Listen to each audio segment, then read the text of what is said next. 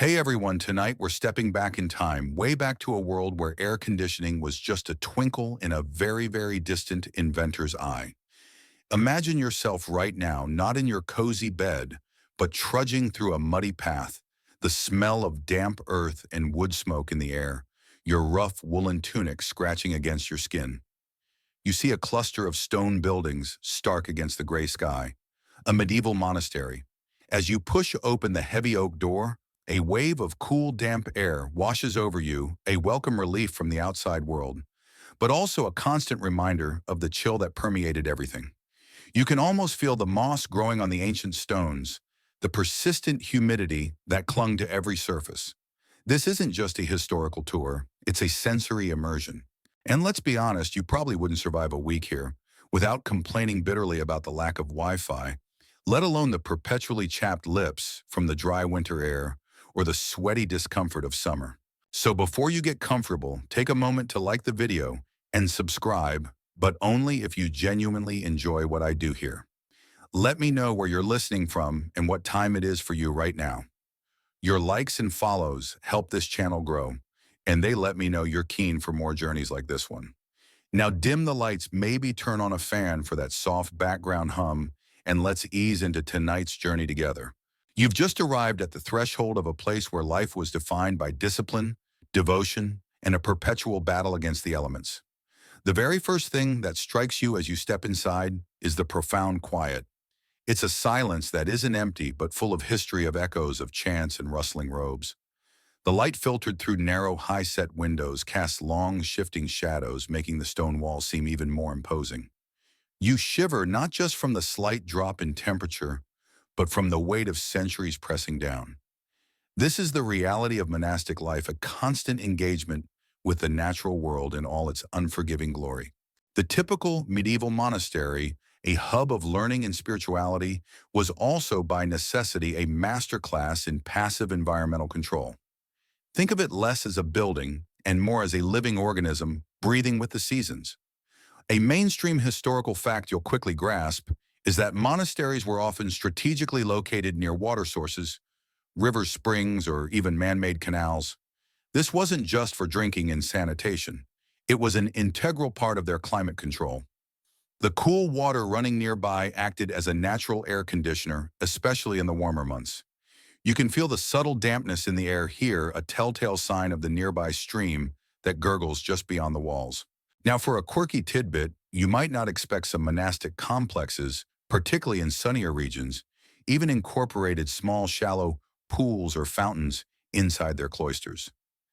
These weren't for bathing, mind you, more like decorative evaporative coolers. Imagine the gentle splash of water, the subtle mist, a tiny medieval humidifier at work. It sounds almost luxurious, doesn't it?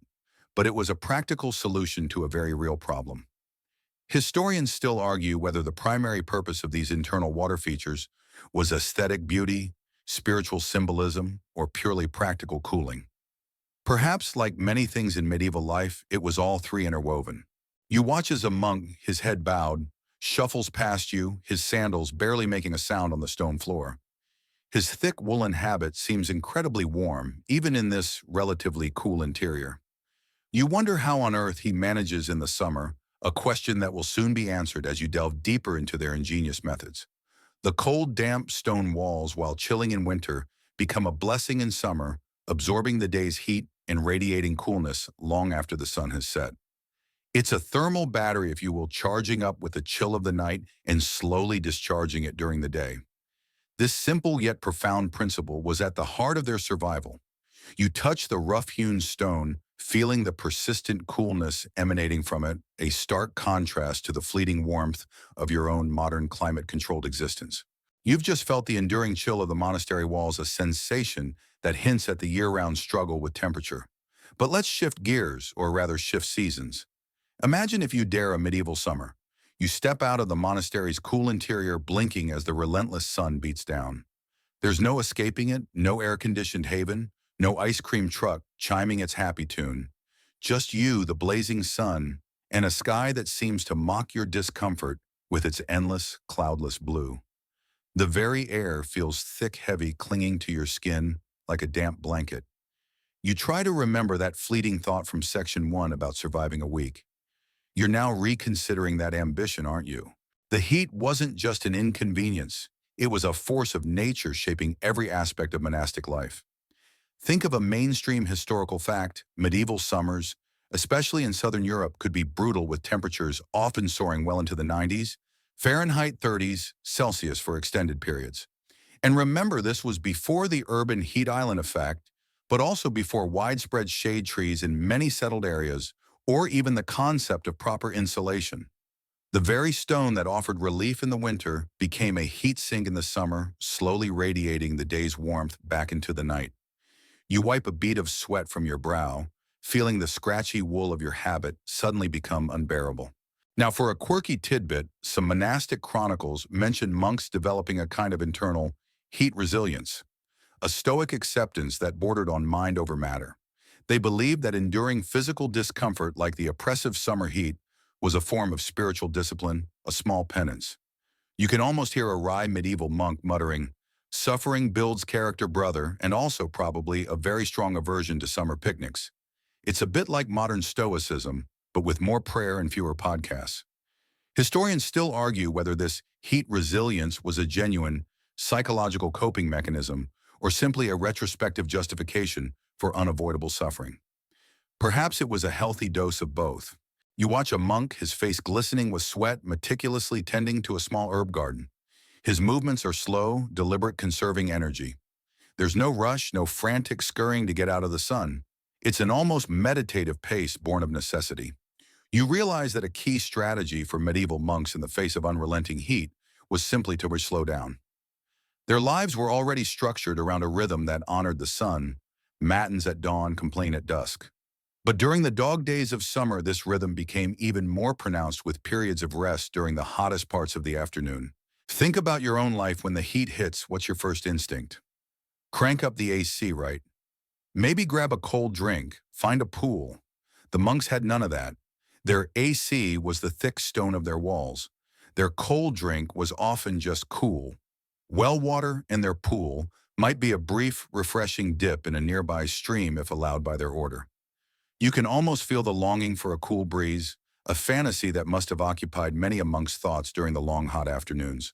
The sun continues its relentless climb. You notice the air is still heavy, not a breath of wind to stir the leaves on the few nearby trees. This lack of airflow was one of their greatest challenges, and one they would address through clever architectural design, as we'll soon discover. But for now, you just feel the oppressive weight of the humidity, the kind that makes your clothes stick to you, and every movement and effort. You find yourself instinctively seeking the shade of a small overhang, a primal urge for relief. This summer heat wasn't just discomfort. It could be dangerous, leading to heat stroke, exhaustion, and exacerbating illness. The monks lived with this risk, a constant background hum of environmental threat. You've just experienced the oppressive reality of a medieval summer, the kind of heat that makes you long for even a whisper of a breeze. Now let's explore how the very buildings themselves became silent, stony allies in the monks' battle against the elements.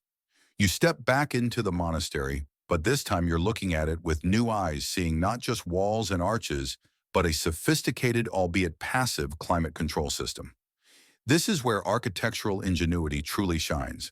A mainstream historical fact about medieval monasteries is their thick stone walls. These weren't just for defense or durability, they were crucial for thermal regulation. Imagine a modern thermos, but on a grand scale. The massive thickness of the stone provided incredible insulation, slowing down the transfer of heat from the outside in during the day and retaining the warmth generated inside during the colder months. You run your hand along the cool, rough surface of a wall, feeling the deep chill that has permeated the stone, a stark contrast to the baking sun outside. It's like stepping into a natural refrigerator, and you instantly feel the difference. Now, for a quirky tidbit, many monastic churches and chapter houses were built with incredibly high ceilings and large, often unglazed window openings placed strategically high up. This wasn't just for grandeur or light, it was a clever application of the stack effect. Hot air being lighter rises. By having these high openings, the monks effectively created a natural chimney, allowing the stifling hot air to escape at the top, drawing cooler air in from lower openings. You look way up at the distant dark openings near the roofline, imagining the invisible currents of air moving through them. It's a bit like an ancient slow-motion exhaust fan, constantly silently working. Historians still argue whether the monks fully understood the scientific principles behind this, or if it was simply a happy accident of building large impressive structures that also happened to be incredibly practical for cooling. Perhaps it was a combination of empirical observation and divine inspiration. You notice the orientation of the buildings. Many monastic complexes were meticulously planned to minimize direct sun exposure during the hottest parts of the day. Cloisters, those central open courtyards surrounded by covered walkways, were often designed to provide constant shade. You walk through the cloister appreciating the deep shadows cast by the arches, the cool flagstones beneath your feet. Even on the hottest day, this central space would offer a degree of respite, a place where you could walk or sit without being directly assaulted by the sun. It's a simple concept but incredibly effective, turning the very layout of the monastery into a giant sun umbrella. Consider the materials used. Beyond stone, timber played a significant role, particularly in roofs. While stone absorbed and radiated heat, timber, especially thick beams and planks, offered a different kind of insulation. The heavy tiled roofs, often with a significant air gap between the tiles and the ceiling below, further helped to dissipate heat before it could penetrate the living spaces. You hear the faint rustle of pigeons on the roof above, a reminder of the layers of material between you and the scorching sun. It's a testament to their understanding of natural physics, even without the benefit of modern scientific terms. Even the placement of different rooms within the monastery was strategic. The scriptorium, where monks painstakingly copied manuscripts, often faced north to minimize direct sunlight and glare, which also had the added benefit of keeping it cooler. Dormitories might have been placed on upper floors to catch any available breeze, while storage cellars naturally were underground, benefiting from the Earth's stable cool temperature. You imagine the cellar dark and damp, a perfect natural refrigerator for food and drink, a hidden oasis of coolness. This wasn't just about comfort. It was about preserving precious resources and ensuring the monks could continue their vital work, regardless of the weather outside. You've just seen how the very bones of the monastery, its thick walls and clever architecture, acted as a passive cooling system. But buildings, no matter how well designed, can only do so much. To truly keep their cool, the monks turned to another, even more fundamental element: water. You hear a gentle gurgle nearby, a sound that immediately suggests relief and life in a hot, parched world. A mainstream historical fact you'll quickly appreciate is that access to clean-flowing water was absolutely paramount for any medieval settlement, and especially for a monastery. Monasteries were almost always built near river springs or had elaborate systems of wells. This wasn't just for drinking and cooking. It was integral to their hygiene and, crucially, their temperature management. You walk towards the sound, finding a small open channel, a reredorer or lavatorium stream that runs through part of the complex. The water here isn't just for washing. Its mere presence significantly drops the ambient temperature in the immediate vicinity. It's like a natural, always-on evaporative cooler without the electricity bill.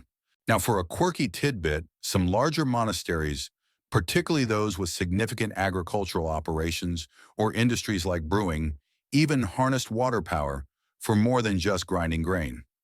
There are records suggesting that in some instances, water from fast-flowing streams might have been diverted and channeled underneath certain key buildings, such as the infirmary or the kitchen. Imagine the effect: a constant flow of cool water acting as a subfloor cooling system, a proto-radiant cooling, if you will. It's an ingenious, albeit rare, example of advanced medieval engineering for comfort. You can almost feel the faint coolness rising from the flagstones as you stand near one of these channels. Historians still argue whether the primary motivation for these underground channels was purely cooling, or if it was more about drainage and sanitation, with cooling being a very welcome side effect. Perhaps it was a beautiful synergy.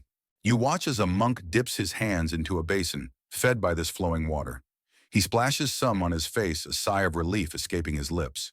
This simple act of using cool water for personal hygiene was a vital part of their daily routine. Think of the communal lavatories, often open-sided, to allow breezes where monks would wash before meals. These weren't just places to get clean. They were also spots for a quick, refreshing cool-down. The constant presence of water, both seen and unseen, infused the monastery with a sense of calm and coolness that would have been profoundly absent from the world outside its walls. Beyond washing, water was also used for evaporative cooling on a smaller scale. Imagine damp cloths hung in strategic places, or even just the wet stone floors after cleaning. As the water evaporated, it would draw heat from the surroundings, providing a subtle but consistent cooling effect. It's the same principle behind sweating, just applied to architecture. You feel a faint, welcome humidity in the air here, a contrast to the dry heat you experienced just moments ago. The monastic fish ponds' common features of many complexes weren't just for providing food during fast days. They were also large bodies of water that would absorb heat during the day and release it slowly at night, moderating the temperature fluctuations in the immediate area. You can picture the still dark water of a pond reflecting the sky, its depths harboring a secret coolness. It's a holistic approach to living with the environment, where every element served multiple purposes. The medieval monk, with his limited technology, understood instinctively what modern architects sometimes forget, that working with nature, not against it, is the most sustainable path to comfort. You've felt the monastery's stone walls and heard the gurgle of its cooling waters, but even with clever architecture and abundant hydration, the medieval monk still had to live through the day. And this is where their daily schedule became an incredibly effective, if unintentional, weapon against the heat. Their entire routine was by necessity a masterclass in minimizing heat exposure. A mainstream historical fact about monastic life is its rigid adherence to the liturgy of the hours, a cycle of daily prayers and services. This meant waking incredibly early, often long before dawn. You picture yourself jolted awake by a bell in the pre-dawn darkness, the air still carrying the chill of the night. This early start wasn't just for spiritual devotion. It meant that much of the physically demanding work, like tilling fields or preparing food, could be done during the coolest parts of the day. Imagine the difference between hauling water at 5 a.m. versus 2 p.m. in a medieval summer. It's the difference between tolerable exertion and outright heat stroke. You feel the cool, crisp air of the early morning against your skin, a fleeting comfort before the sun asserts its dominance. Now, for a quirky tidbit, the midday office, often called sext or nun, typically fell during the hottest part of the afternoon. Rather than being a time for strenuous activity, these hours often involved quiet contemplation, reading, or light indoor tasks. For some orders, particularly in warmer climates, there might even have been a period of designated rest or siesta.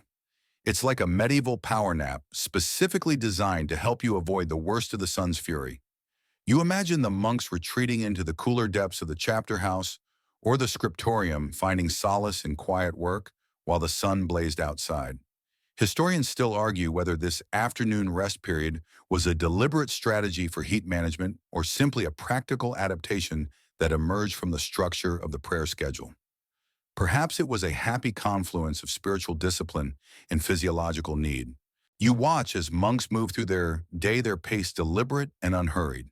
There's no frantic rush, no sudden bursts of energy that would only generate more body heat. Even during manual labor, their movements are efficient, measured. It's a testament to their understanding of energy conservation, not just for the task at hand, but for their own bodies. You realize that a key element of keeping cool was simply not generating unnecessary heat. No dashing about, no frenetic activity, just a steady, calm rhythm. Think about the structure of their meals. These often coincided with periods when the heat was less intense, and the food itself was often designed to be easily digestible, avoiding heavy heat-generating dishes that would tax the body's systems. We'll delve more into their diet later, but for now, just consider the timing, a main meal after the hottest part of the day had passed, allowing the body to recover and digest in relative coolness. It's a stark contrast to a modern barbecue in the midday sun, isn't it? As the day progresses and the sun begins its descent, the monastery comes alive with renewed, if still gentle, activity. The cooler evenings would be a time for community, for shared readings, or for finishing any tasks that required more focused attention. The air begins to cool and you feel the relief yourself, a welcome respite from the long hours of heat.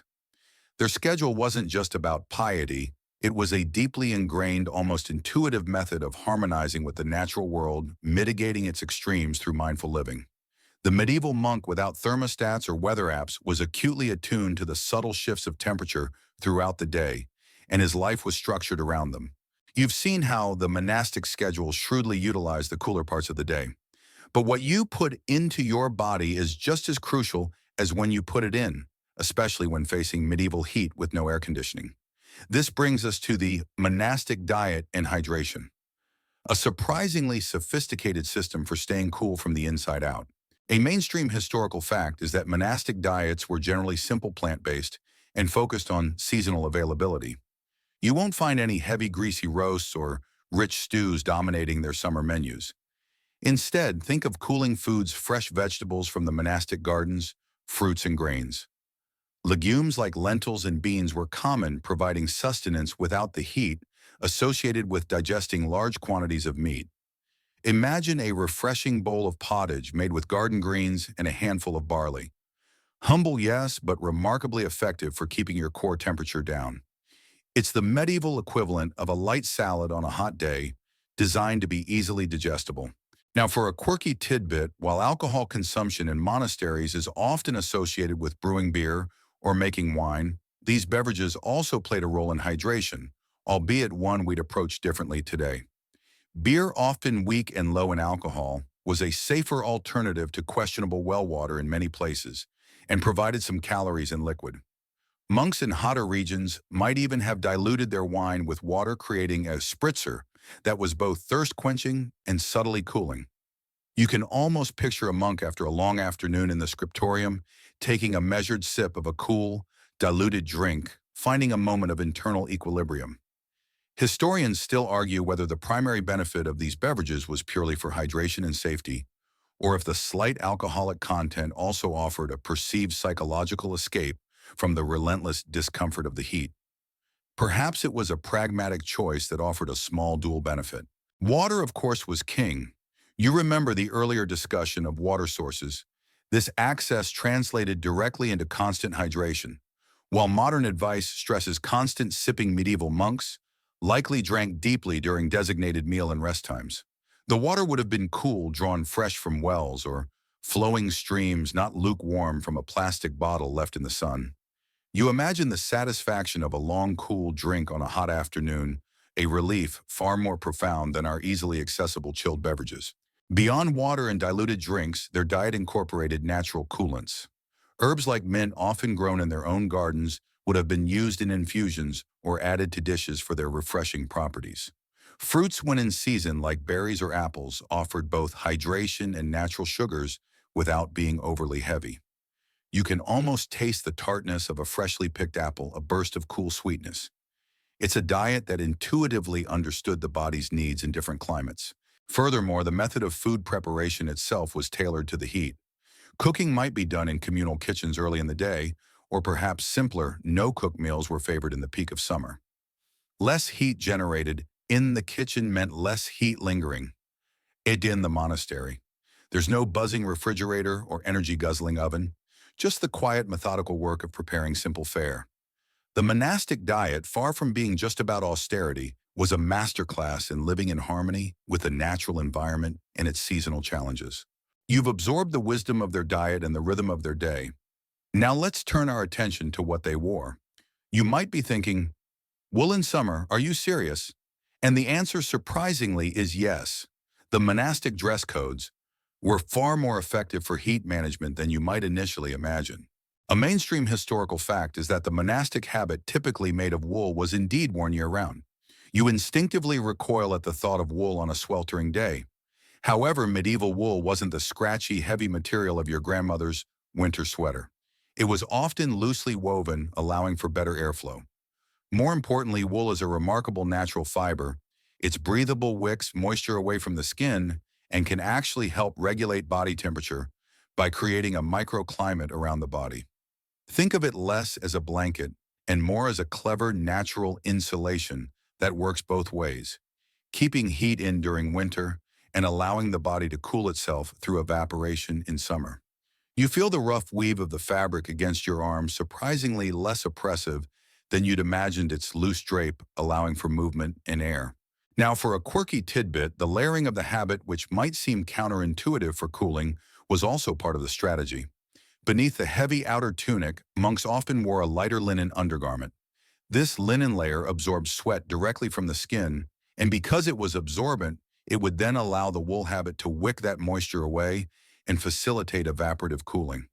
It's like a built-in natural performance fabric system centuries before Gore-Tex. You realize that what seemed like a simple austere uniform was actually a sophisticated multi-layered climate control suit. Historians still argue whether the specific choice of materials and layering was a result of empirical trial and error, or if there was a more theoretical understanding of thermodynamics guiding their sartorial choices. Perhaps it was a practical necessity that proved surprisingly effective. You observe the cut of the habit. It's typically loose-fitting, not constricting, allowing for air to circulate freely around the body. Tight clothing traps heat, but a habit billowed slightly with every movement, creating a constant, albeit subtle exchange of air. The wide sleeves and voluminous skirts, far from being simply traditional, were functional design elements. They provided shade for the limbs and allowed for maximum airflow, like personal ventilation shafts. You can almost feel the faint draft that would flow through the habit with each step a monk took a miniature breeze in a still world. The hood, often an integral part of the habit, also served a dual purpose. In winter, it offered warmth and protection. In summer, it provided shade for the head and neck, protecting against the relentless sun, much like a modern wide-brimmed hat. You imagine the relief of pulling up the hood, creating your own shaded personal microenvironment. While the idea of being completely covered in wool on a hot day still sounds daunting, the medieval monk's habit was a testament to how traditional knowledge and natural materials could create surprisingly effective solutions for extreme climates. It's a good reminder that sometimes the oldest solutions are still the best, even if they don't come with a fancy brand name.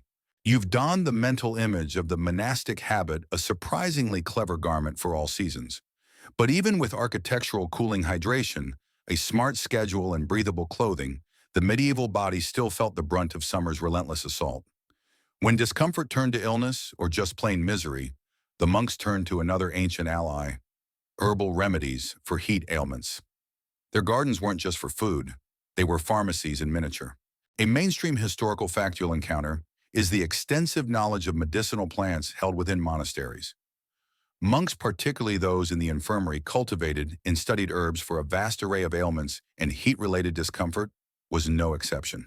Think of symptoms like headaches, lethargy, or even fevers brought on by exposure. For these, they would turn to specific plants known for their cooling or soothing properties.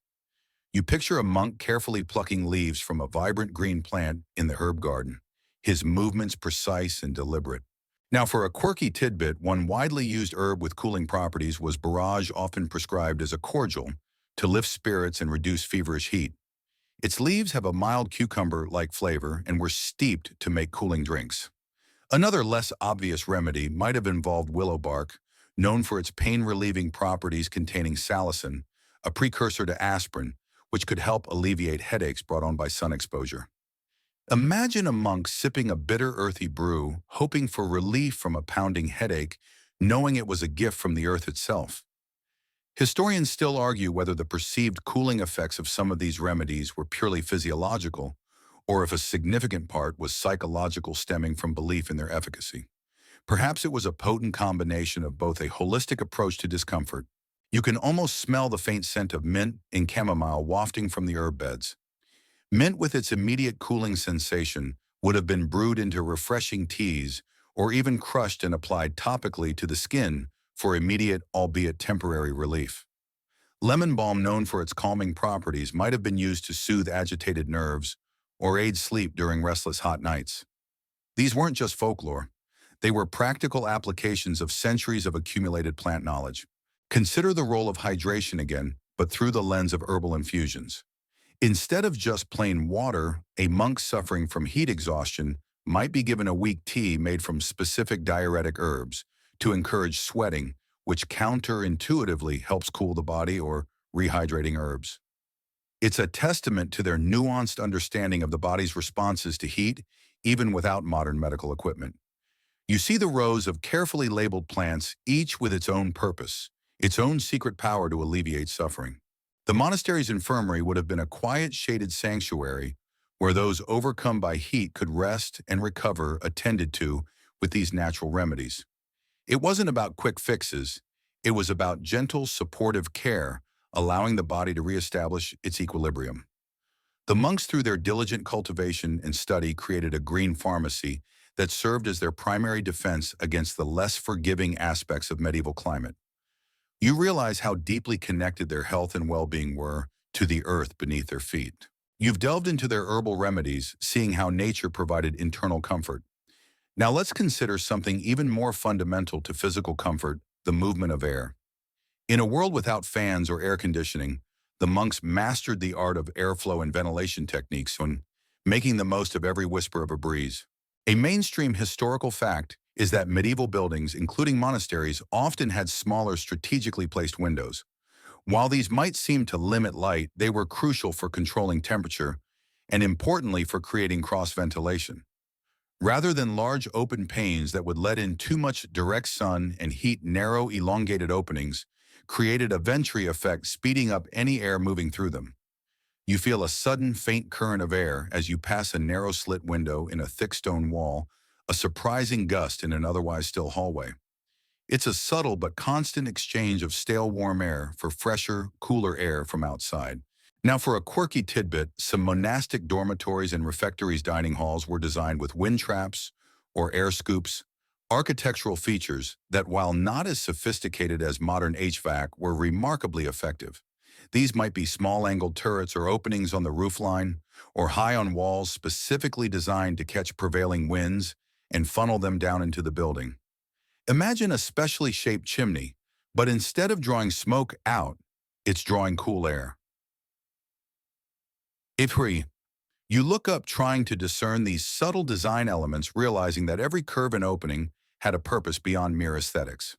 Historians still argue whether these specific features were a result of empirical observation of wind patterns over centuries, or if some rudimentary understanding of fluid dynamics informed their design.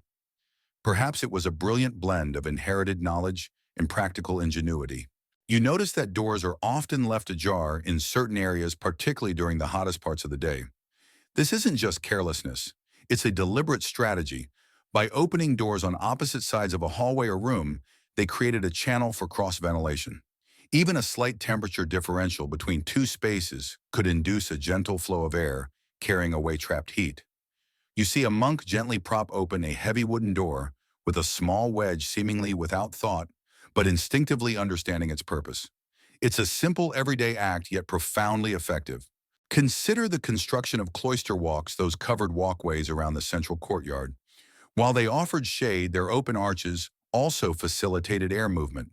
The sun might beat down on the courtyard, heating the air, but the shaded open walkways allowed cooler air to be drawn in and circulate, providing a constant circulation zone. You walk through the cloister again, feeling the subtle difference in air pressure and temperature, a testament to its intelligent design. Even the natural environment played a role. The planting of trees strategically outside certain windows or along pathways could create shaded, cooler microclimates, and the rustling leaves would stir the air, providing a slight breeze. It wasn't just about the buildings. It was about integrating the structure with its natural surroundings to optimize every cooling opportunity. The monastic approach to airflow was a testament to their deep observation of nature and their ability to adapt and innovate within the constraints of their technology. You felt the subtle currents of air moving through the monastery, a testament to their ingenious ventilation. But when the relentless summer sun finally sets, the air often remains thick and warm, clinging to everything. This brings us to a challenge many of us struggle with even today: sleep and rest in the heat. For medieval monks, without even a humble fan, finding repose was an act of profound adaptation. A mainstream historical fact is that monastic dormitories were typically large open rooms with rows of simple beds or straw pallets, sometimes separated by thin partitions.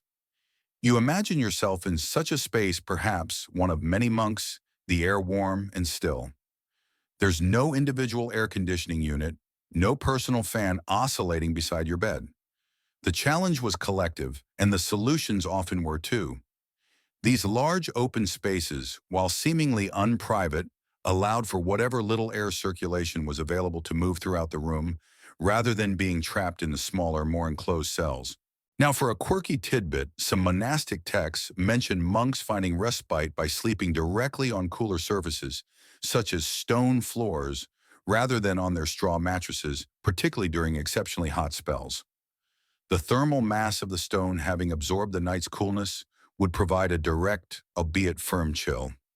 Imagine laying out a thin mat or just a blanket on the cold flagstones, pressing your cheek against the cool surface, seeking any relief from the oppressive warmth.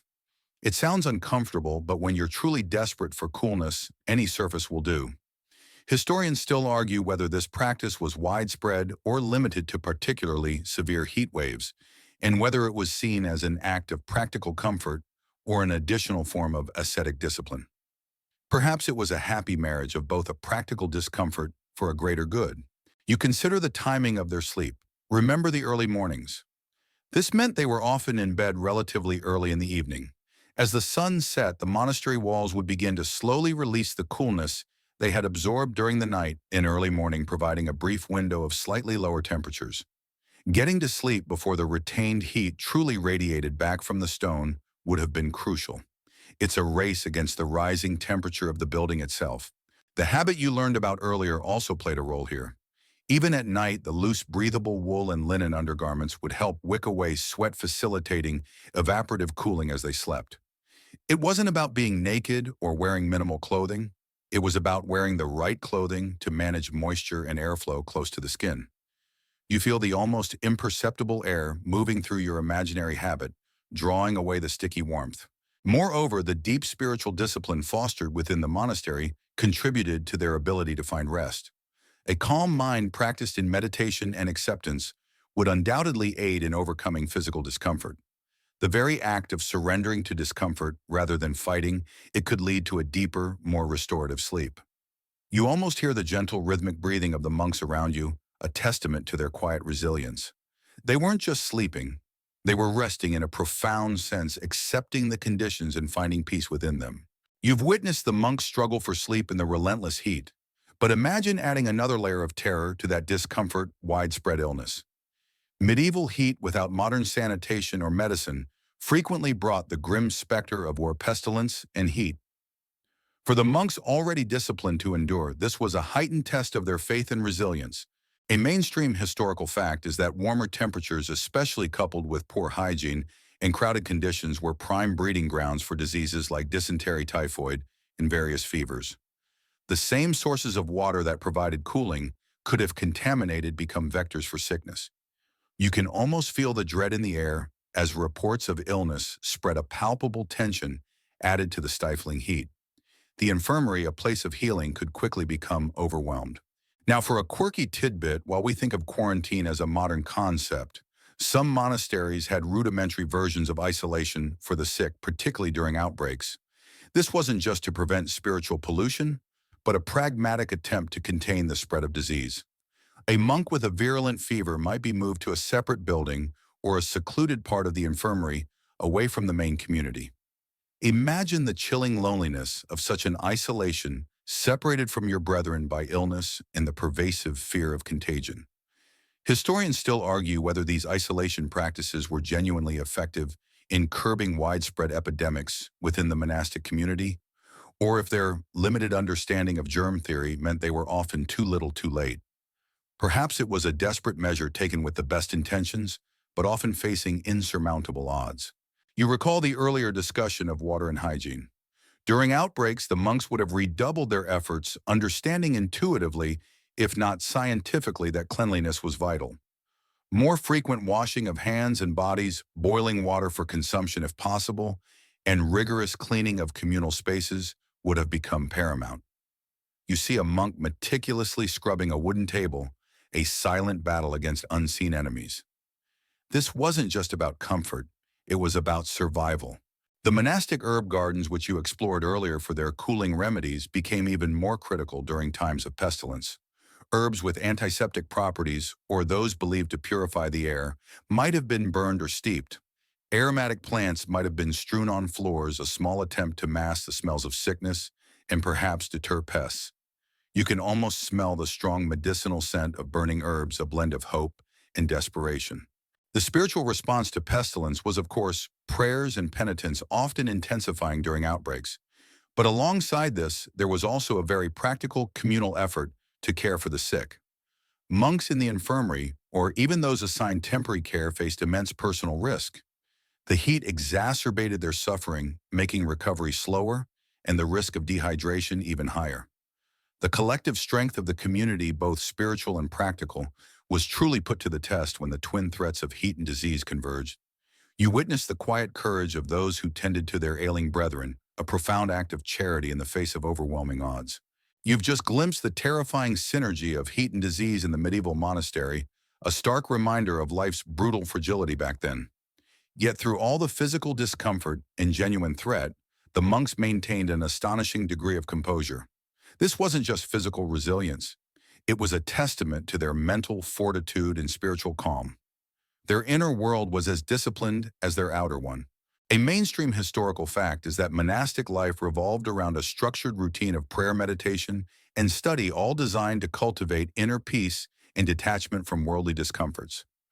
You imagine a monk sitting in quiet contemplation in the chapter house, his eyes closed, his breathing slow and even.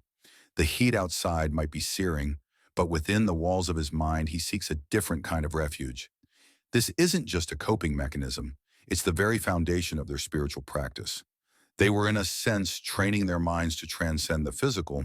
Now for a quirky tidbit, some monastic traditions encourage monks to view physical discomfort, including heat or cold, as a form of ascetic practice, or a minor martyrdom, a way to connect with the suffering of Christ. This reframing of discomfort from an annoyance to a spiritual exercise could significantly alter one's perception of it. Imagine consciously embracing the sweat on your brow, not as a sign of weakness, but as a path to deeper spiritual connection. It's a remarkable psychological trick, isn't it? Historians still argue whether this was a genuinely effective method for alleviating discomfort, or if it was primarily a theological justification for unavoidable suffering that simply helped maintain order and morale. Perhaps it was a powerful blend of spiritual conviction and pragmatic self-mastery. You observe the monk's demeanor, their movements are measured, their voices low, their expressions often serene. There's an absence of the frantic agitation that often accompanies intense heat in our modern lives. They weren't fighting the heat, they were in a profound sense accepting it. This acceptance stemmed from their deep faith and their belief in divine providence. If the heat was sent by God, then it was to be endured with grace. Consider the role of communal prayer. Even during the hottest parts of the day, monks would gather for their offices. The rhythmic chanting, the shared focus, the collective energy, all of these could create a psychological buffer against external discomfort. You hear the low hum of distant chanting, a soothing, repetitive sound that seems to calm the very air around you. It's a form of mindfulness, centuries before the term was coined, drawing attention away from the body's sensations and towards a higher purpose. Their intellectual pursuits also provided a form of mental escape. Copying manuscripts, studying theological texts, or engaging in quiet scholarship could absorb their attention, redirecting focus from physical misery to intellectual engagement. The scriptorium, despite its warmth, became a sanctuary of concentrated thought, where the mind could wander through ancient texts rather than dwelling on the sweat trickling down one's back. The medieval monk, with his disciplined mind, demonstrated that true coolness isn't always about manipulating the external environment, but about cultivating an unshakable inner calm. You've just witnessed the remarkable mental fortitude of the monks, a serenity that transcended physical discomfort. Now let's step outside the stone walls for a moment, into an equally vital part of the monastic complex, their gardens and green spaces. These weren't just for growing food and herbs. They were living, breathing elements of the monastery's cooling strategy. A mainstream historical fact is that medieval monasteries typically had extensive gardens. These varied from kitchen gardens for sustenance to infirmary gardens for medicinal plants, and often more ornamental cloister gardens. You step into a central courtyard, and the immediate sensation is one of profound relief. The air here feels noticeably cooler, fresher even on a warm day.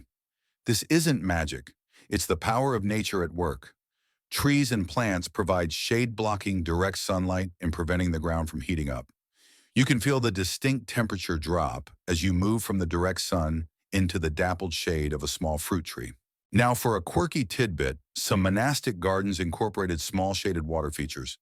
Not just the larger channels you explored earlier, but miniature fountains or even simply large shallow stone basins filled with water. The evaporation from these smaller bodies of water would create a localized cooling effect, a subtle mist in the air. Imagine the gentle splash, the faint scent of damp earth, and the feeling of coolness rising from the water's surface, a sensory oasis in the heart of the monastery. Historians still argue whether the aesthetic and spiritual benefits of these features outweighed their practical cooling properties, or if they were seen as a holistic integration of beauty and function. Perhaps it was a delightful example of medieval multitasking, offering both spiritual calm and physical comfort. You notice the careful planning of the garden layout. Tall trees might be strategically placed on the sunnier, south-facing sides of buildings, casting long beneficial shadows over walls and pathways. Vines like ivy or grapevines might be encouraged to grow up walls, creating a living layer of insulation that kept the stone cooler. It's a natural air conditioner powered entirely by chlorophyll. You run your hand over a vine-covered wall, feeling the unexpected coolness of the leaves against the stone. The very act of being in a garden surrounded by living greenery also offered psychological respite. The vibrant colors, the scents of herbs and flowers, the buzzing of bees, all contributed to a sense of peace and well-being that would have helped counter the stress of heat. It's a profound connection to nature that we often overlook in our air-conditioned boxes. You breathe deeply, inhaling the earthy, fresh scent, feeling your shoulders relax. Even the soil itself played a role. Moist soil in a well-tended garden holds cooler temperatures more effectively than dry, exposed earth or paved courtyards. The constant watering and cultivation of these gardens meant that they acted as cool thermal sinks, radiating coolness rather than heat. The monastic garden was far more than just a source of food. It was a carefully curated microclimate, a vital part of the monastery's strategy for enduring the medieval summer. It was a place of work contemplation and, most importantly, natural relief from the relentless sun. You've just enjoyed the serene, cooling embrace of the monastic gardens. But while greenery offered localized relief, what about something truly cold? Something that could provide a more profound chill in a world utterly devoid of refrigeration as we know it. This brings us to the surprisingly complex, often precarious endeavor of crack ice and snow preservation in the medieval period. A mainstream historical fact you might find surprising is that the concept of preserving ice and snow was known, albeit primarily by the wealthy elite, and in some limited cases by resourceful institutions like large monasteries. This wasn't about making ice cubes for your drink, but about storing large quantities of winter's bounty for use in the warmer months. These storage facilities were known as ice houses or snow houses. You imagine a deep, well-insulated pit, perhaps lined with straw or sawdust, where chunks of ice painstakingly cut from frozen ponds or collected snow would be packed away. It sounds like a Herculean task, doesn't it? Now, for a quirky tidbit, the most sophisticated medieval ice houses were often conical or dome-shaped, built partially underground with thick stone walls and elaborate drainage systems to carry away meltwater, preventing it from eroding the remaining ice. Some even had small elevated vents that allowed cold air to sink and displace warmer air, further enhancing their efficiency. It's a bit like a medieval passive freezer. You peer into the shadowed mouth of what might have been such a structure, feeling a distinct chill emanating from its depths, even in summer. Historians still argue about the precise techniques and the scale of ice preservation in various monastic communities, and how widely this cooling method was truly accessible. Perhaps it was a rare luxury, but one that offered truly profound relief when utilized. You realize that collecting this ice was a monumental undertaking, typically done in the depths of winter. Monks, or more likely laborers under their direction, would have braved bitter cold to cut blocks of ice from frozen lakes or rivers, or shovel vast quantities of snow into carts. This perishable bounty would then be carefully transported back to the monastery and meticulously layered into the ice house, often interspersed with insulating materials like straw or fern fronds to slow the melting process. It's an incredible amount of effort for what we now take for granted with the flick of a switch. The uses for this precious stored coolness were primarily practical rather than for personal comfort.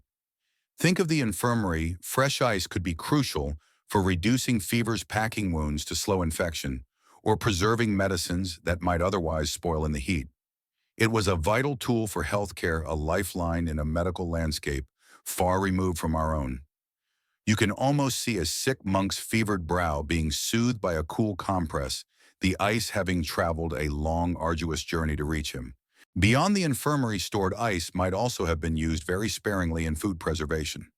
Perhaps for certain cheeses or even meat if a surplus was available, though this would have been rare. It certainly wasn't for chilling wine for a casual dinner.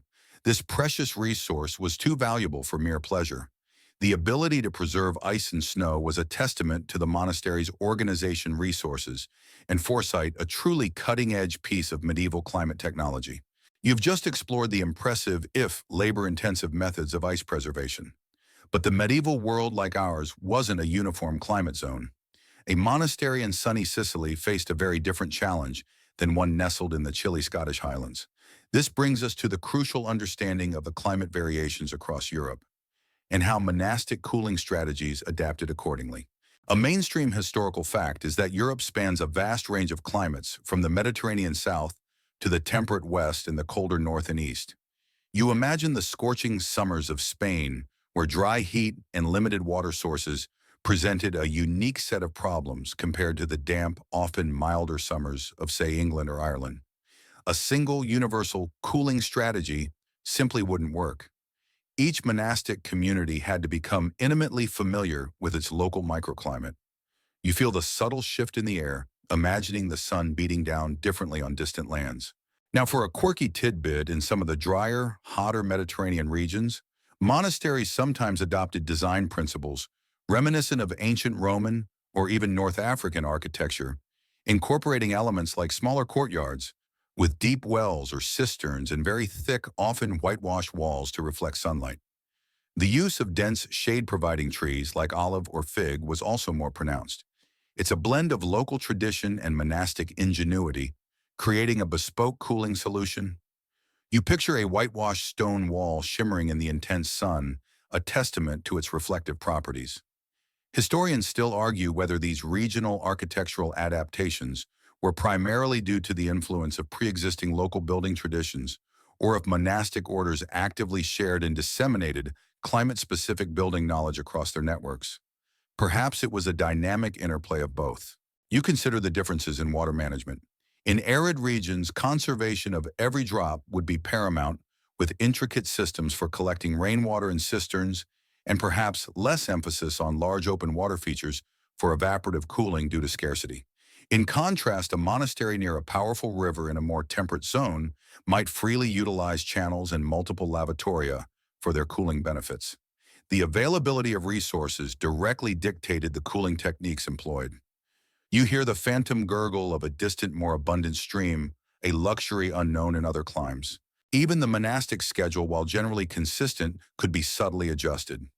In regions with truly oppressive midday heat, the siesta, or extended rest period, might be longer and more rigorously observed. Evening prayers and activities might be extended further into the cooler night hours. It's a testament to their flexibility within rigidity, bending to the environmental demands without breaking their spiritual vows. The crops cultivated in monastic gardens would also reflect the climate.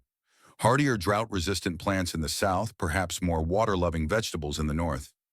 This indirectly impacted their diet and thus their internal temperature regulation. The clothing, while generally woolen, might also vary subtly.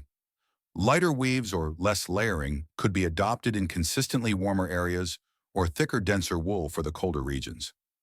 The monastic ideal was constant, but its practical application was a chameleon, adapting perfectly to its surroundings. This constant, subtle adaptation was a powerful lesson in living in harmony with the diverse environments of medieval Europe. You've just mentally traversed the diverse climates of medieval Europe, appreciating how monks adapted their cooling strategies to their unique surroundings. Now let's consider the raw physical reality of monastic life, the labor and physical exertion. This wasn't a life of sedentary contemplation. It was often one of strenuous work, which in hot weather presented a profound challenge to keeping cool.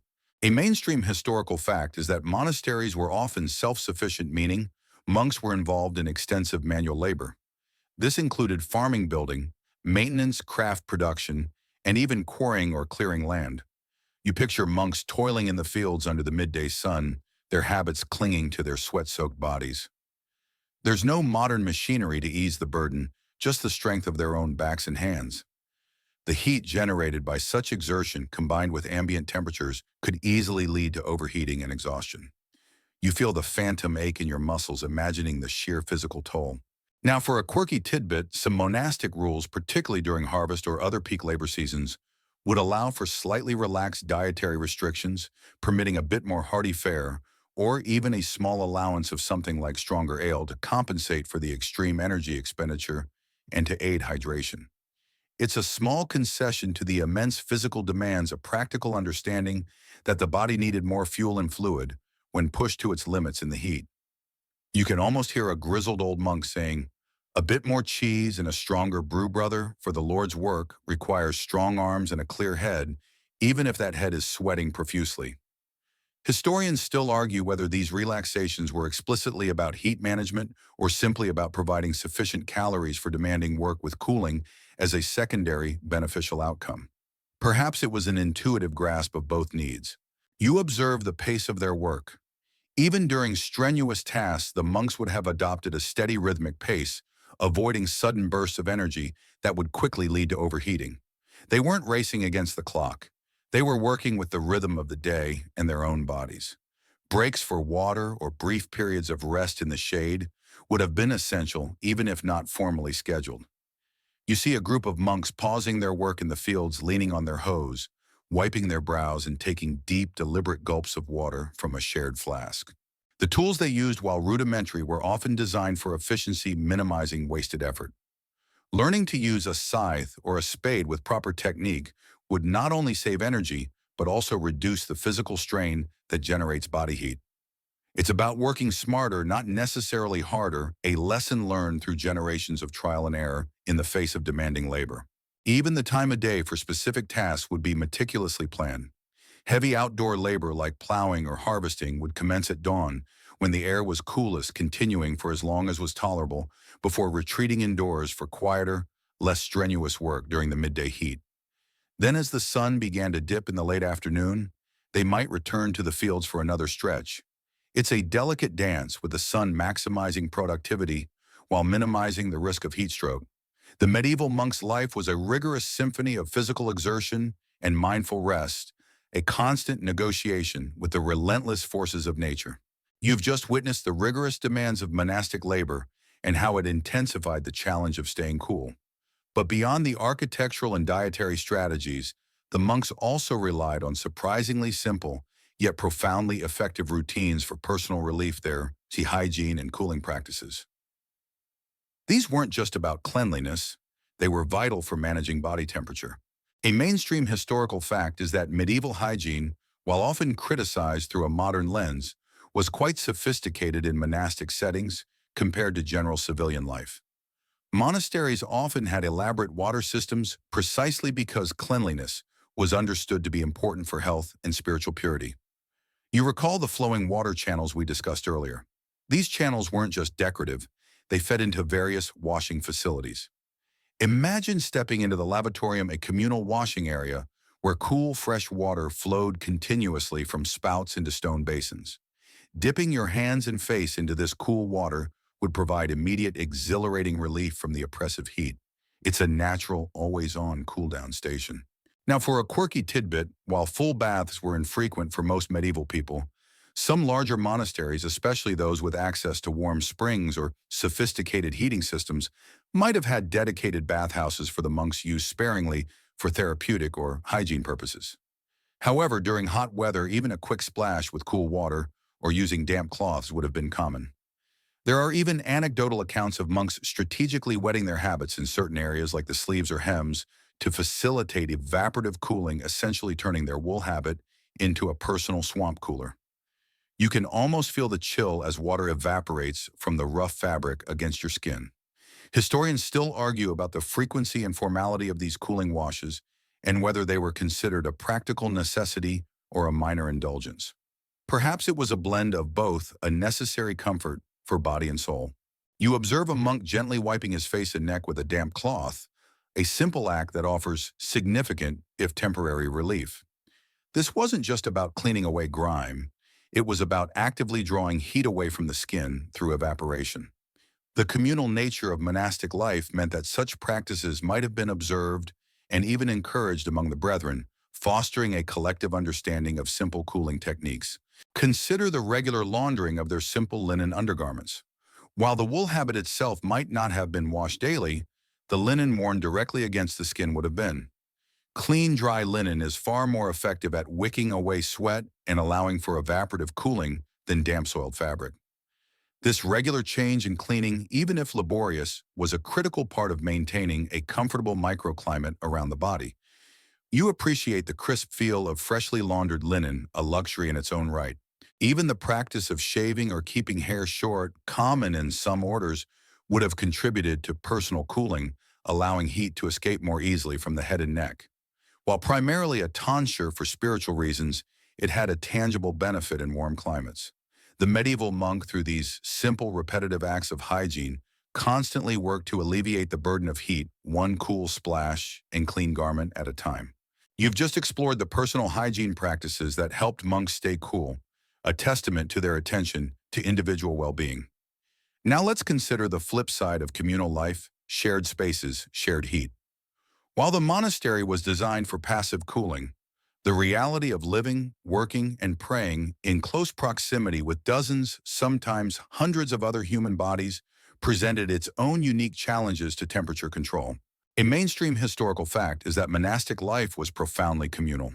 Dormitories, refectories, dining halls, and chapter houses were typically large open spaces, often without private cells or partitions, as we might imagine them. You step into the refectory during a meal. The clatter of wooden bowls, the murmurs of prayers, the collective breathing of dozens of monks. All of this contributes not only to ambient noise, but also to ambient heat. Each human body is a small furnace, radiating heat, and in a crowded room, this effect multiplies. You feel the subtle rise in temperature, a collective warmth generated by the very presence of so many people. Now, for a quirky tidbit during particularly oppressive heat waves, some monasteries might have temporarily adjusted communal routines to minimize heat buildup. This could mean staggering meal times or encouraging monks to take their readings or contemplation in the cooler cloister or garden, rather than a more enclosed common room. There are even mentions of doors and windows being opened wider than usual in these communal spaces during hot periods, even if it meant a slight disruption to privacy, prioritizing airflow over strictures. You can almost hear the soft rustle of robes as monks disperse to cooler corners, seeking individual relief within the communal structure. Historians still argue whether these adaptations were widespread formal policies or informal ad hoc responses to extreme conditions. Perhaps it was a fluid system bending to necessity. You consider the design of these shared spaces. While they accommodated many people, their large volumes and high ceilings, as discussed earlier, were precisely designed to mitigate the heat generated by occupants. The stack effect allowing warm air to rise and escape became even more crucial when the room was full of warm bodies. It's a bit like a medieval ventilation system relying on physics rather than fans. You look up at the high arched ceiling, imagining the warm air silently drifting upwards, making way for cooler air below. The materials themselves also played a role in mitigating collective heat. The cool stone walls, which acted as a thermal battery, absorbed some of the heat generated by the occupants, preventing the room from becoming stifling too quickly. It was a slow, steady buffer against the collective warmth. You lean against a cool stone pillar, appreciating its passive absorption of heat. Even the monk's own disciplined movements and quiet demeanor contributed. Loud chatter, frantic activity, or arguments would all generate more heat and agitation. Their calm, measured interactions inadvertently helped maintain a more comfortable, or at least less oppressive, communal environment. The collective peace of mind, as you observed earlier, translated into a more physically tolerable shared space. The shared spaces of the monastery, though often warm, were also a testament to their collective discipline and the passive cooling elements integrated into their very design, a constant battle against the heat generated by human congregation. You've just experienced the collective warmth of monastic shared spaces. Now let's consider one particular shared space that was both a hub of intellectual activity and surprisingly often a haven of relative coolness: the libraries and scriptoriums. These were not just rooms for books. They were carefully crafted environments where delicate manuscripts and focused minds needed protection from the elements, including heat. A mainstream historical fact is that monasteries were the primary preservers of knowledge during the medieval period, with vast libraries and active scriptoriums where monks meticulously copied and illuminated manuscripts. You step into a scriptorium, and the first thing you notice is the quality of light, filtered indirect designed to illuminate the delicate work without blinding the scribes. But beyond light, there's an immediate sense of coolness. This wasn't accidental. Books, especially parchment manuscripts, are susceptible to heat and humidity, which can cause warping, ink, fading, and mold. Protecting the library was as much about preserving the physical artifacts as it was about the comfort of the scribes. Now, for a quirky tidbit, scriptoriums were often placed on the north side of the monastic complex. This seemingly simple choice was incredibly effective. The north side receives the least direct sunlight throughout the day, especially during the summer months. This minimized solar gain, keeping the room significantly cooler than a south-facing room. Imagine the relief of working in a consistently shaded room while the sun blazed on the other side of the monastery. It's a strategic placement that speaks volumes about their understanding of microclimates within their own buildings. Historians still argue whether the primary motivation for this northern placement was purely for optimal light for scribal work, which often preferred indirect consistent light, or primarily for temperature control, with cooling being a crucial secondary benefit. Perhaps it was a synergistic design choice, serving multiple practical needs simultaneously. You observe the windows in the scriptorium? They are often tall and narrow sometimes, with small leaded panes that diffuse the light. While providing illumination, their design also limits direct solar penetration, preventing the room from overheating. You notice the absence of large unshaded windows that would turn the room into a greenhouse. Even the heavy wooden shutters, which could be closed against the worst of the summer sun, were a simple yet effective tool for managing internal temperature. The thickness of the stone walls, which you've grown accustomed to, played an even more critical role here. They provided a stable thermal mass, absorbing any internal heat generated and releasing the night's coolness slowly throughout the day, maintaining a more consistent lower temperature for the precious manuscripts and the monks working on them. You lean against a cool section of the wall, imagining the countless hours of quiet, focused work that took place here, shielded from the external heat. Even the furniture, sturdy wooden desks, and benches contributed to the overall atmosphere of stability and, by extension, thermal regulation.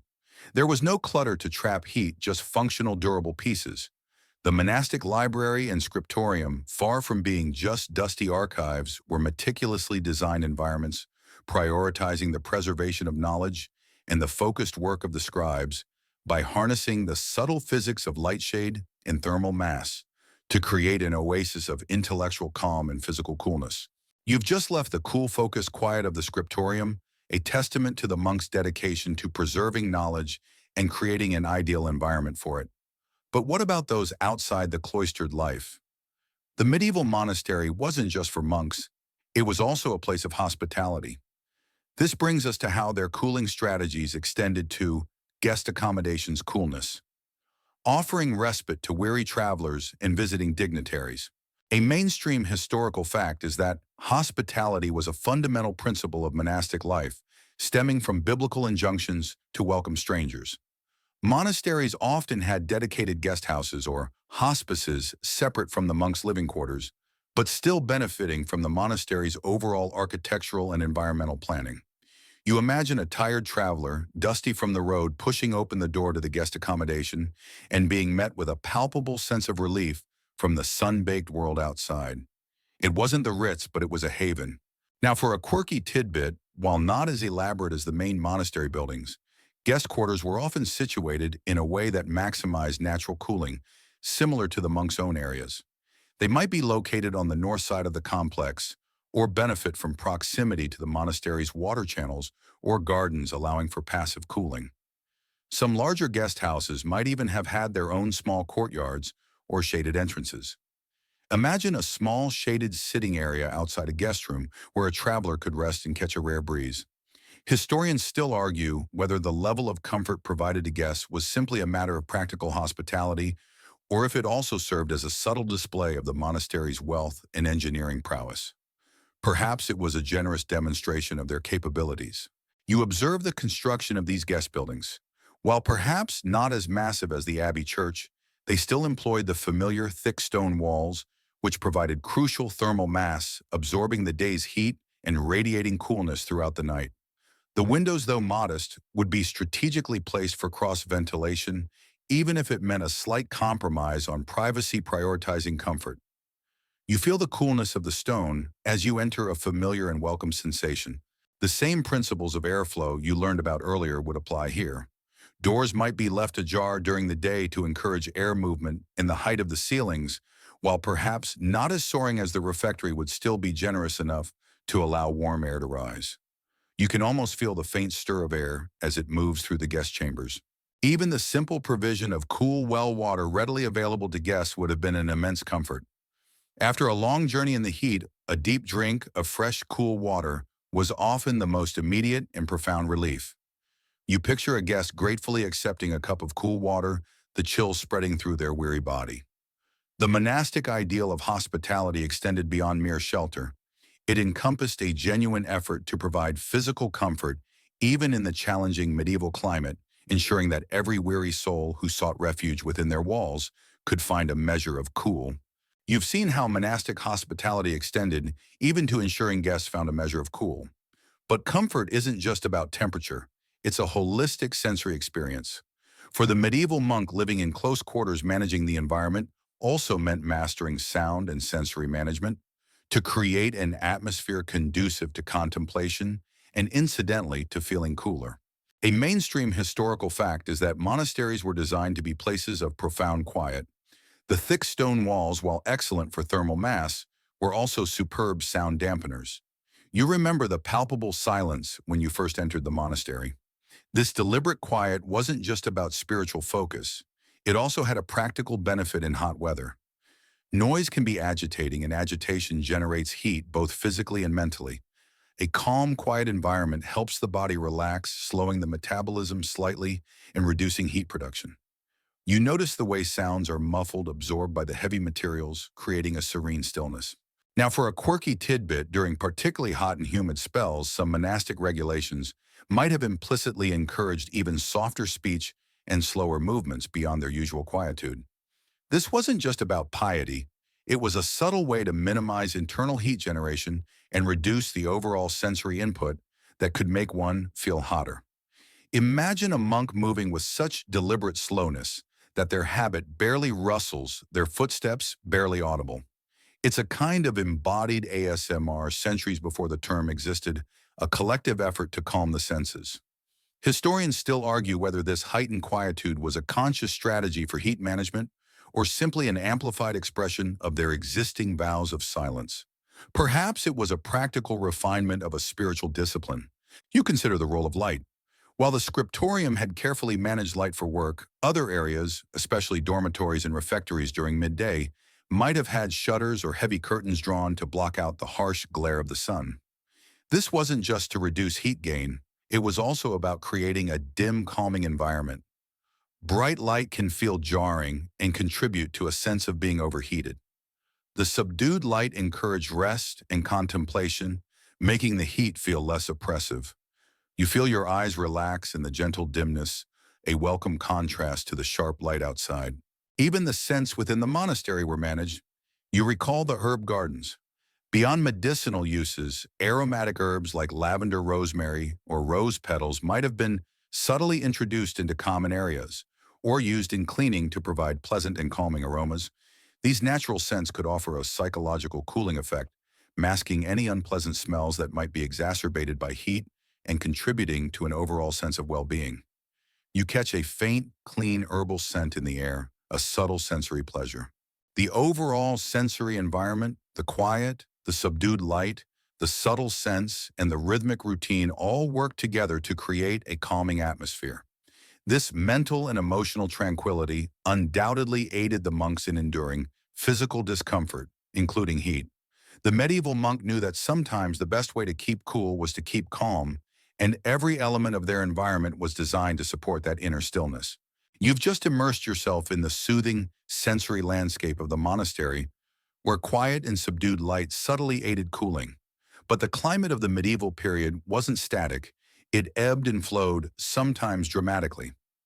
This brings us to how monasteries as enduring institutions demonstrated their capacity for adaptation to climate change. Long before the modern concept existed, a mainstream historical fact is that the medieval period witnessed significant climatic fluctuations, including the medieval warm period, roughly 950–1250 AD, followed by the Little Ice Age, roughly 1300–1850 AD. Monasteries established for centuries had to adapt their building practices, agricultural methods, and daily routines to these shifting environmental realities. You reflect on a monastery founded during a warmer era, now perhaps facing colder, wetter conditions, or vice versa. Their longevity demanded flexibility. Now, for a quirky tidbit during periods of sustained warming, some monastic records indicate subtle shifts in crop cultivation, perhaps experimenting with more heat-tolerant grains or increasing the acreage devoted to vineyards in areas where grapes previously struggled.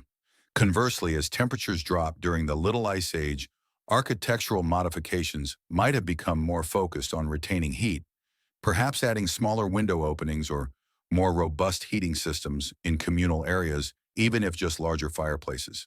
It's a continuous, low-key environmental engineering project across generations. You imagine a monastery adding a new, thicker wall section or bricking up a once useful ventilation opening.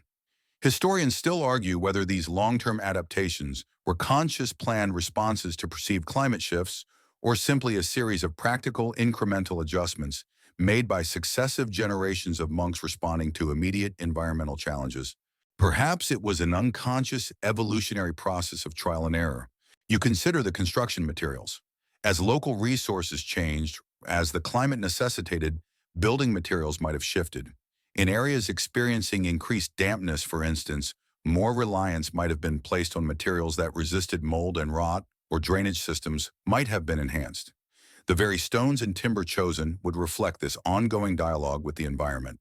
Even water management, which you saw was crucial for cooling, would have evolved. During drier periods, emphasis would shift to cisterns and rainwater harvesting. During wetter times, effective drainage and flood prevention would take precedence. The monastery's hydrological systems weren't static. They were living networks constantly maintained and adjusted. You hear the phantom drip of a newly installed gutter system, a silent testament to adaptation.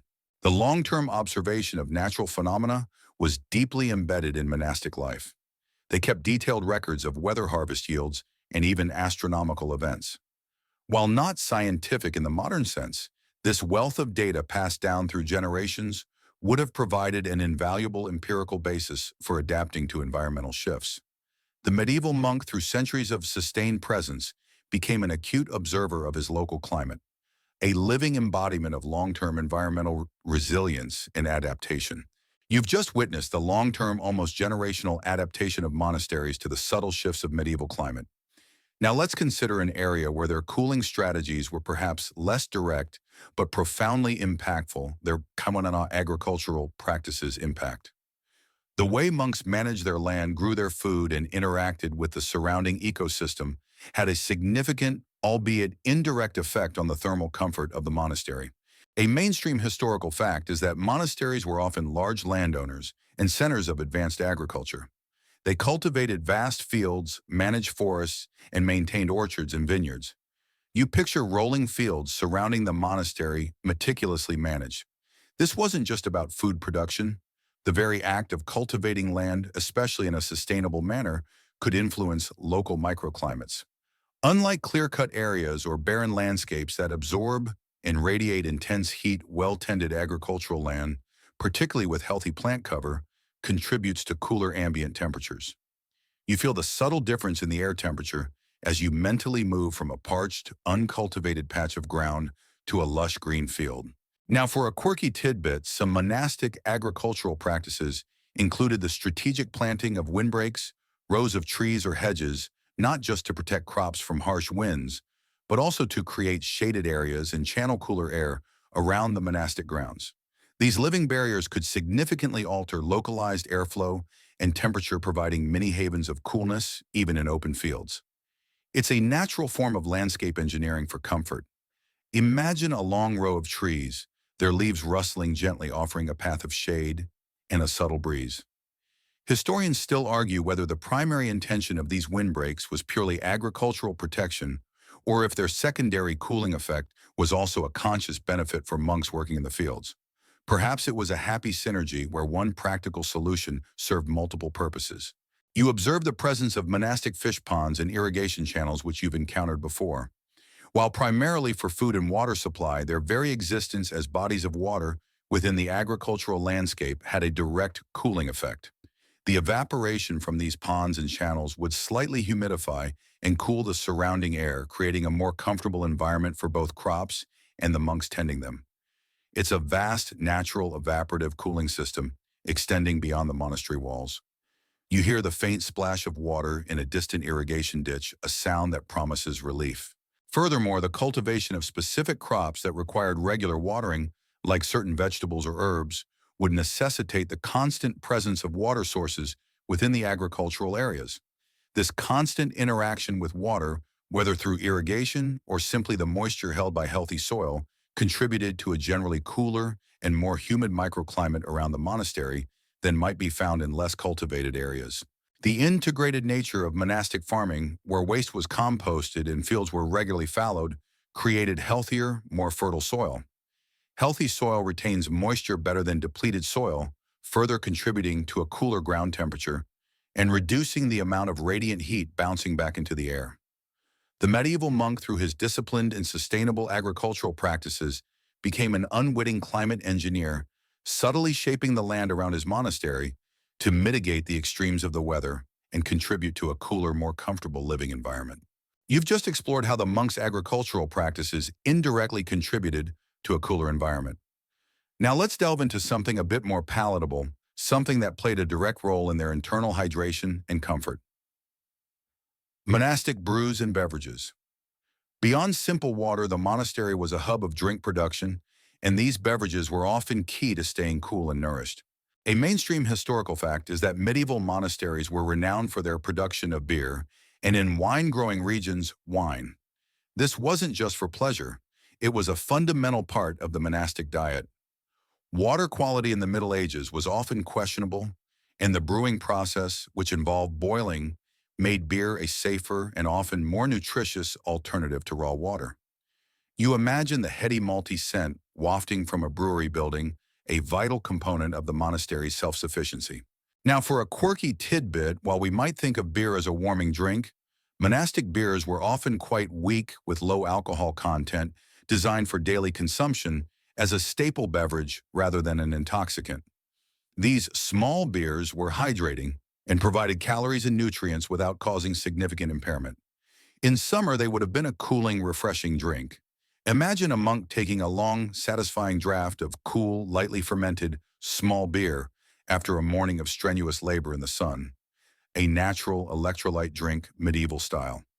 Historians still argue whether the low alcohol content was purely due to practical necessity and brewing limitations, or if there was a deliberate choice to keep it low, to align with monastic vows of sobriety even when consumed for hydration. Perhaps it was a convenient alignment of both. You consider the production of wine in monastic vineyards. While wine itself isn't inherently cooling, it was often diluted with water, creating a pasca or lora-style drink that was far more hydrating and refreshing than pure wine, especially in warmer climates.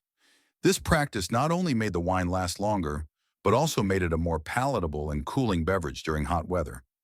You picture a monk mixing water into a clay pitcher of wine, transforming it into a thirst-quenching concoction. Beyond the fermented beverages, monasteries also produced other non-alcoholic drinks. Infusions of herbs from their gardens like mint or borage would have been common, as you've already discovered. These herbal teas served cool would offer both hydration and the specific cooling properties of the plants themselves. Mead, a fermented honey drink, might also have been made, offering a sweet, often refreshing option. You can almost taste the subtle sweetness of a honeyed herbal infusion, a soothing relief on a warm tongue. The very act of producing these beverages on site ensured a consistent supply of safe, varied liquids. It was a self-sufficient system that provided vital hydration and a degree of comfort in an era without readily available alternatives. The monastic brews and beverages weren't just about adhering to tradition or enjoying a simple pleasure. They were a critical part of their survival strategy, helping to keep their bodies hydrated and crucially cool from the inside out. You've just explored the internal cooling strategies provided by monastic beverages. Now let's widen our gaze and appreciate the lasting influence of their building ingenuity. The very principles you've observed throughout this journey, thick walls, strategic orientation, water features, and passive ventilation, aren't just historical curiosities. They form the enduring legacy of architectural innovations legacy, pioneered by medieval monks. A mainstream historical fact is that many medieval monastic buildings, particularly churches and cloisters, are still standing today, a testament to their robust construction and clever design. But beyond their sheer durability, their thermal performance was often remarkably advanced for their time. You look at the massive stone walls, the high arches, the thoughtfully placed windows, and realize that these structures were in essence highly efficient, self-regulating environments, achieved without any active mechanical systems. They were models of sustainable design centuries before the term sustainability was coined. Now, for a quirky tidbit, modern architects and environmental designers are increasingly looking back at these vernacular or traditional building techniques, including those perfected by monastic builders, for inspiration in sustainable architecture. Concepts like thermal mass, natural ventilation, and daylighting, all hallmarks of monastic design, are now buzzwords in green building. It's almost as if after centuries of relying on energy-intensive solutions, we're finally realizing that the monks had some very good, very old ideas. You can almost hear a modern architect blueprint in hand murmuring, maybe those medieval guys were onto something with the north-facing scriptorium. Historians still argue whether the apparent sophistication of these medieval design principles was due to a systematic theoretical understanding of physics or primarily an accumulation of empirical knowledge passed down through generations of skilled masons and builders. Perhaps it was a powerful blend of both honed by necessity and observation. You reflect on the concept of thermal mass. The sheer volume of stone in a monastic wall meant it acted like a giant battery slowly absorbing heat during the day and radiating coolness at night. This principle is now a cornerstone of passive solar design and contemporary architecture used to moderate internal temperatures without mechanical assistance. The monk's simple stone cell, seemingly primitive, was actually a sophisticated thermal regulator. Consider the stack effect which you saw at work in their high ceilings and strategic openings. This natural ventilation technique is still employed in modern buildings to draw warm air out and pull cooler air in creating a comfortable indoor environment without the need for energy-consuming fans. It's a timeless principle demonstrated daily in the monastery for centuries. Even their careful integration of water into the building design, from streams flowing through the complex to smaller fountains in courtyards, prefigures modern evaporative cooling systems. While we use pumps and fans, the underlying principle of using water's evaporative power to cool air remains the same. The monastery's tranquil stream was in effect a natural air conditioning unit working silently and perpetually. The architectural legacy of medieval monasteries isn't just about beautiful ruins or historical landmarks. It's about a profound practical wisdom in living harmoniously with the environment, offering timeless lessons for how we might build and inhabit our world even today. You've just admired the lasting wisdom of monastic architectural design. But beyond grand structures and elaborate systems, the monks also relied on far simpler, more accessible means to alleviate discomfort. This brings us to the everyday objects for cooling. The humble tools and items that made a tangible difference in their daily battle against the heat. A mainstream historical fact is that daily life in the Middle Ages involved a reliance on simple, readily available materials. For cooling, this meant things like natural fibers, clay, and water. You picture a monk in his cell, not surrounded by gadgets, but by practical items. A simple clay pitcher, for instance, might seem unassuming, but its porous nature allows a small amount of water to evaporate through its surface, subtly cooling the remaining contents. It's a low-tech, self-refrigerating water bottle.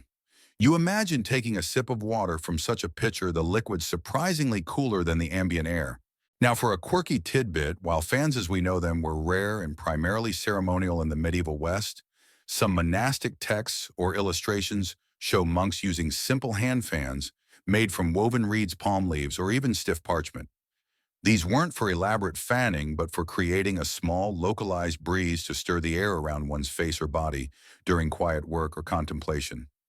Imagine a monk subtly waving a small, stiff leaf fan as he copies a manuscript just enough to alleviate the stickiness of the air. Historians still argue about the widespread use and design variations of these personal fans and whether they were common everyday items or more of a luxury. Perhaps they were simple necessities that have largely faded from the historical record due to their ephemeral nature. You observe the bedding in a monk's cell. While straw mattresses could be warm, monks might have used lighter linen sheets or blankets during the summer, a stark contrast to the heavier wool used in winter. The ability to shed layers of bedding, even if only modest ones, would be a welcome relief on a hot night. You recall the thought of sleeping on cool stone floors. Sometimes even a thin mat was removed to maximize contact with the thermal mass of the floor. Even the simple act of wetting a piece of cloth, a handkerchief, or a spare strip of linen and placing it on the forehead or neck would have been a common immediate cooling tactic. The rapid evaporation of water from the cloth directly draws heat from the skin. It's the same principle as a modern cold compress, just without the ice. You feel a phantom damp coolness against your skin, a memory of a simple pleasure. The monastic commitment to self-sufficiency meant that many of these cooling aids were either crafted within the monastery itself or readily available from the natural environment. They didn't rely on complex supply chains or external technologies. Their cooling was integrated into their very way of life, demonstrating that sometimes the most profound comforts come from the simplest of means available through ingenuity and resourcefulness. The everyday objects of the medieval monk, far from being trivial, were vital instruments in their persistent efforts to keep their cool. You've just discovered the deceptively simple power of everyday objects in the monk's quest for coolness. But when facing relentless heat illness or the sheer grind of physical labor, no individual, no matter how resourceful, can truly thrive alone. This brings us to the profound importance of one's community support in hardship, a bedrock of monastic life that extended even to enduring environmental stressors. A mainstream historical fact is that monastic communities were by definition collectives, where mutual support and charity were core tenets. When the summer heat became oppressive or sickness spread, monks didn't just endure individually, they leaned on their brethren. You imagine a monk struggling with the heat, perhaps feeling faint? Another monk, noticing his distress, might offer a cool drink, guide him to a shaded area, or even take over his duties for a time. It's a system of informal yet constant care. Now, for a quirky tidbit, while not explicitly written rules, informal buddy systems, or heightened awareness for the well-being of others, would naturally emerge during periods of extreme heat. Monks might discreetly check on an elderly brother who was particularly susceptible to the warmth, or ensure that those performing the most strenuous outdoor labor had regular access to water. It's a silent, compassionate vigilance that prioritized the collective well-being. You can almost feel the reassuring presence of a watchful brother, a quiet acknowledgement of shared struggle. Historians still argue whether this heightened mutual care during environmental stress was a formalized, albeit unwritten aspect of monastic discipline, or simply a natural outflow of the communal and charitable spirit. Perhaps it was a practical expression of their vows, made manifest through everyday acts of kindness. You consider the communal meals. Even if the refectory itself felt warm, the shared act of eating and drinking provided a consistent opportunity for hydration and nourishment, ensuring no one was left to fend for themselves. The very routine of the monastery, even in its rigidity, offered a protective structure. You picture the ordered rows of monks sharing their simple meal, a collective moment of respite. The spiritual support provided by the community was equally crucial. When physical discomfort was high, shared prayer chants and readings could offer immense psychological solace, reinforcing the mental fortitude you observed earlier. Knowing that others were enduring the same conditions and doing so with quiet grace would foster a sense of solidarity and shared purpose, making the burden feel lighter. You hear the low, resonant hum of communal chanting, a powerful reminder that you are not alone in your struggle. Even the simple act of conversation, limited as it often was, could provide a degree of camaraderie. A quiet word of encouragement, a shared glance of understanding over the oppressive heat. These small human connections were vital. The community wasn't just a group of individuals. It was a living, breathing support network, ensuring that even in the face of nature's harshest trials, no monk was left to suffer in isolation. This communal resilience was perhaps their most powerful and least tangible cooling mechanism. You've just seen how communal support provided a vital and tangible cooling mechanism. Now let's return to a more physical yet equally powerful resource that monks ingeniously harnessed: water. Specifically, how met water mills in cooling power went hand in hand, often integrating practical work with subtle environmental moderation within the monastic complex. A mainstream historical fact is that water mills were ubiquitous in the medieval landscape, serving as crucial power sources for grinding grain, sawing timber, fulling cloth, and operating various workshops. Monasteries, as centers of industry and self-sufficiency, almost invariably had one or more mills. You follow the sound of rushing water, a rhythmic clatter that signals the presence of a mill. This isn't just about economic output. The very presence of a fast-flowing mill stream within or adjacent to the monastic precincts contributed significantly to local cooling. Now, for a quirky tidbit beyond the direct mechanical power they provided: water mills and the associated mill ponds and races, the channels leading to and from the mill wheel acted as miniature localized weather modifiers. The constant churning and movement of the water at the mill wheel increased evaporation, which in turn drew heat from the surrounding air. The mill pond itself, a large body of water, would absorb solar radiation during the day and release coolness during the night, moderating temperature swings in its immediate vicinity. You stand near the mill wheel, feeling the fine mist carried on the air, a surprisingly effective personal cooling system on a hot day. Historians still argue whether the monks fully understood the thermodynamic principles behind this incidental cooling, or if it was simply a happy unnoticed side effect of a practical necessity. Perhaps it was an intuitive understanding gleaned from generations of living closely with the land and water. You observe the architecture surrounding the mill. Often the mill building itself, like other monastic structures, would be built with thick stone walls, further contributing to its thermal stability. The constant flow of cool water underneath or alongside the mill building would also help keep the internal temperature of the structure lower, making it a more tolerable place to work, even with the exertion involved in tending the machinery. Imagine the air within the mill being subtly refreshed by the continuous interaction with the cool water. The integration of the mill into the broader monastic complex meant that its cooling benefits weren't confined to the immediate vicinity.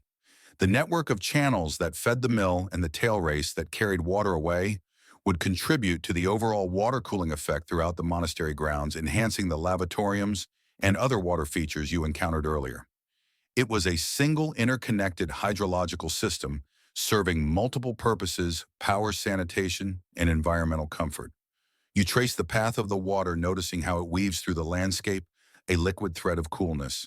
The rhythmic sound of the mill, too, would contribute to the monastery's sensory environment, a steady, comforting presence.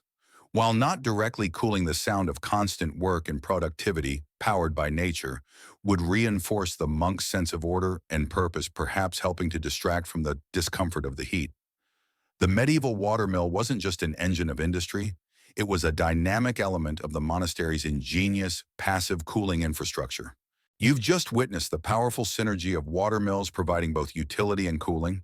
But what happens when even the best passive strategies and daily routines aren't enough?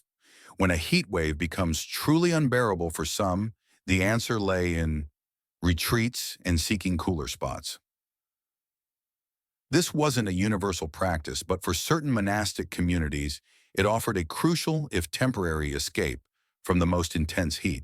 A mainstream historical fact is that large monastic orders often owned multiple properties, including smaller priories, granges, farmsteads, or even isolated hermitages.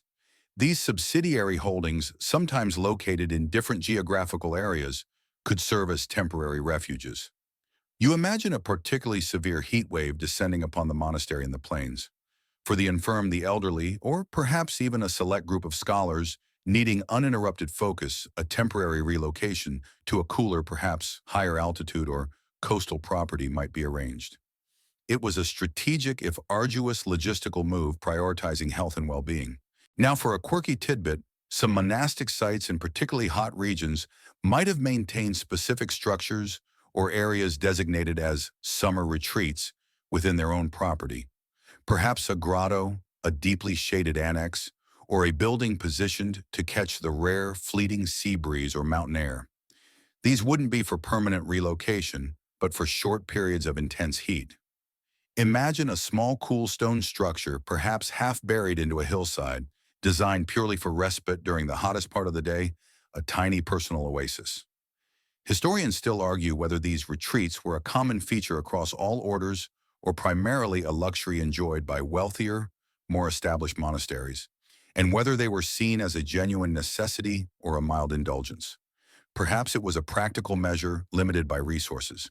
You consider the spiritual aspect of such retreats. While prompted by physical discomfort, the act of temporarily removing oneself from the main community could also be framed as a spiritual retreat, a time for deeper prayer and contemplation in solitude. The hardship of the journey combined with the solitude could be seen as its own form of discipline, turning a practical necessity into a spiritual opportunity. You imagine a monk seeking solace not just from the heat, but from the everyday demands, finding peace in a secluded, cooler spot. Even within the main monastery, you've seen the principles of seeking cooler spots at play. The scriptorium on the north side, the shade of the cloister, the cool depths of the cellar. The idea of seeking out and utilizing the coolest available microclimates was deeply ingrained in their daily lives. A monk might choose to read his breviary under the shade of a large oak in the garden, rather than in a warmer common room, a simple, intuitive act of self-preservation. The ability to enact such retreats, even if limited, speaks to the monastery's foresight and resilience. It wasn't about fighting the heat directly with technology, but about intelligently moving away from its most intense manifestations when necessary. It's a powerful lesson in knowing when to endure and when to strategically withdraw, a practical application of humility and wisdom in the face of environmental extremes. You've journeyed through the monastery's ingenious systems, from thick walls and flowing water to herbal remedies and strategic retreats. You've witnessed how medieval monks, without any of our modern comforts, devised a remarkably comprehensive approach to living with and even mastering the extremes of their environment. This brings us to the enduring legacy of monastic resilience, a profound testament to human ingenuity and spiritual fortitude. A mainstream historical fact is that monasteries served as beacons of stability, learning, and innovation throughout the tumultuous medieval period. Their ability to thrive for centuries, often in challenging conditions, speaks volumes about their adaptive capacity. You reflect on the sheer longevity of these institutions, how they weathered not just political upheavals, but also countless heat waves, cold snaps, and disease outbreaks, always finding a way to persist. Their very survival is a masterclass in resilience. Now for a quirky tidbit, the detailed monastic chronicles and architectural records, meticulous as they were, rarely explicitly highlight cooling strategies as a distinct category. Instead, these methods were simply woven into the fabric of daily life, agricultural practice, and building design, so fundamental that they often weren't singled out. It's a testament to how deeply integrated these solutions were.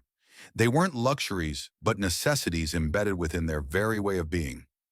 Imagine a future historian looking at our air conditioning units and wondering why we didn't explicitly write essays on strategies for not sweating.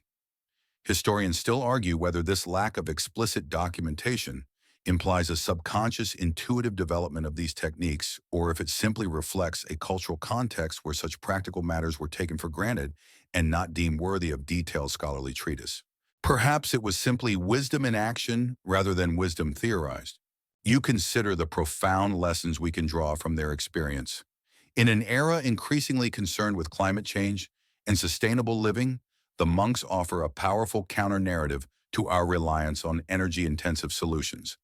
Their approach was about working with nature, understanding its rhythms, and adapting to its demands rather than attempting to dominate it. It was a lifestyle built on observation, resourcefulness, and a deep respect for the environment. You feel a shift in your own perspective, a quiet admiration for their self-sufficiency. Their resilience wasn't just physical or architectural, it was deeply spiritual. The mental fortitude, the acceptance of discomfort as part of the human condition, and the unwavering faith you observed provided an inner strength that transcended any external hardship. They found coolness not just in stone walls and water, but in the stillness of their minds and the steadfastness of their spirits. The legacy of these medieval monks isn't just in the ruins they left behind, nor solely in the preserved manuscripts. It's in the enduring principles of passive design, sustainable living, community support, and inner calm that they embodied. They remind us that true comfort isn't always about technological advancements, but often about simpler, older wisdoms honed by necessity and passed down through generations.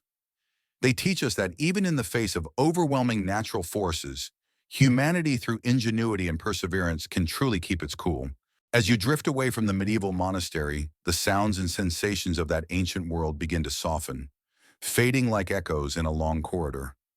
The persistent hum of the distant watermill, the faint rustle of robes, the earthy scent of the herb garden, they all recede into a gentle murmur.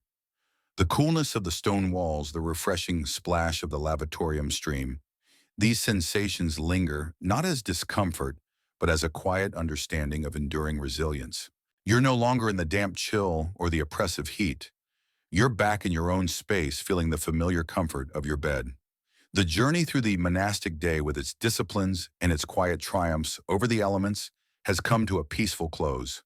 Let the images of that ancient world gently dissolve, leaving behind only a sense of calm and a whisper of wonder. Your own breath now deepens, slowing to a gentle, even rhythm. The weight of the day, like the medieval sun, begins its quiet descent. Sweet dreams.